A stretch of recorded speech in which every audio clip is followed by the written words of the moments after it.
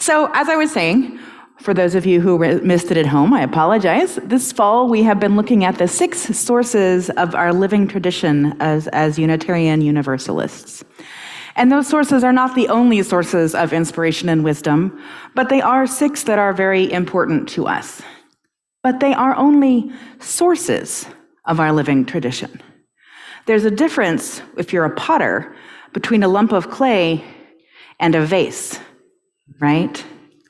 And that difference is what you did with that lump of clay. So, if you are new to Unitarian Universalism, one of the things that you will learn is that we are very proud of our history. And that is part of what we have done with those 6 lumps of clay that are our sources. In truth, our history is full of great things, but it also has its share of embarrassing mistakes that we have made along the way. But as we have learned from our pandemic ministry and our hybrid worship, mistakes are how we learn, right?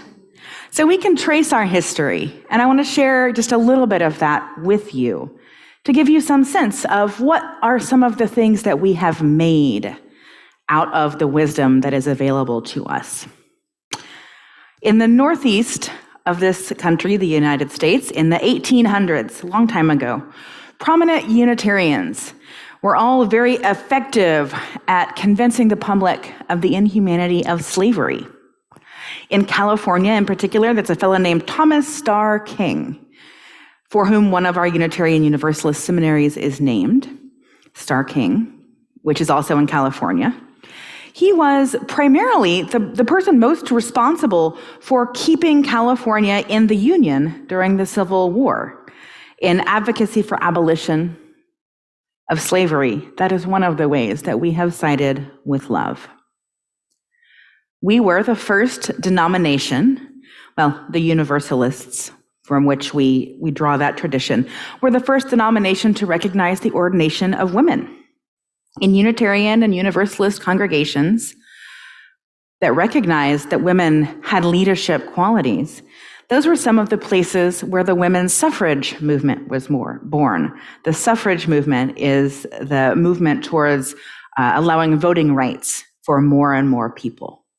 Susan B. Anthony, Elizabeth Cady Stanton, and Olympia Brown, who was the first Universalist minister who was a woman to be ordained. We learned about her a couple weeks ago. Those are our religious forebears, and our congregations played a role as well, opening their doors to these women and others to stand up in the pulpit and speak their truth about the rights of women to have their voices heard in elections. That was not a place that they were used to being invited. And their organizing happened a lot of times in Unitarian and Universalist congregations. And being in favor of and supporting equal rights for women. That is another way we have sided with love. During the Civil Rights Movement, when Martin Luther King issued his call to Selma, Unitarian Universalist ministers and lay people across the country answered his call. A tremendous percentage of Unitarian and Universalist ministers went to Selma. One layperson, Viola Liuzzo, and one minister named James Reeb were both killed in Alabama answering that call.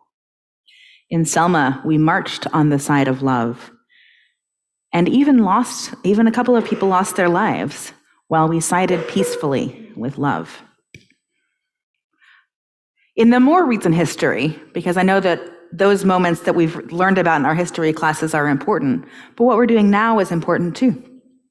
We are still siding with love in the fight for marriage equality.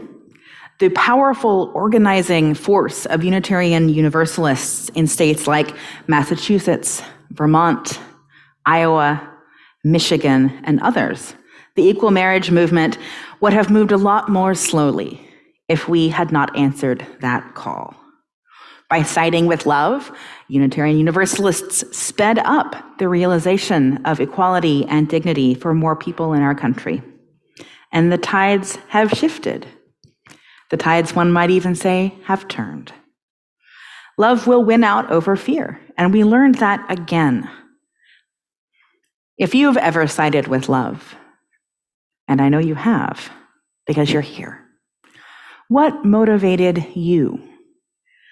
What inspired you? What swelled up within you and gave you that vision to say, this is the right thing to do?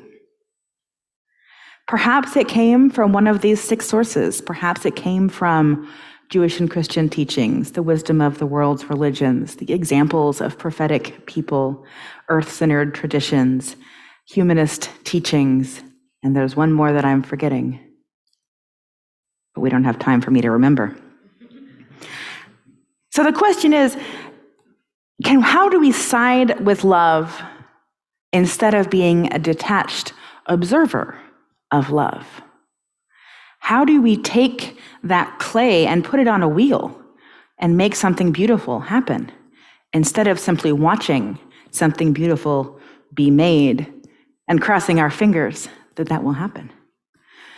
Whether it is siding with love and with immigrant families, siding with marriage equality, siding with the fight for equitable health care that better serves human needs, siding with peace, siding with the very planet itself for climate justice.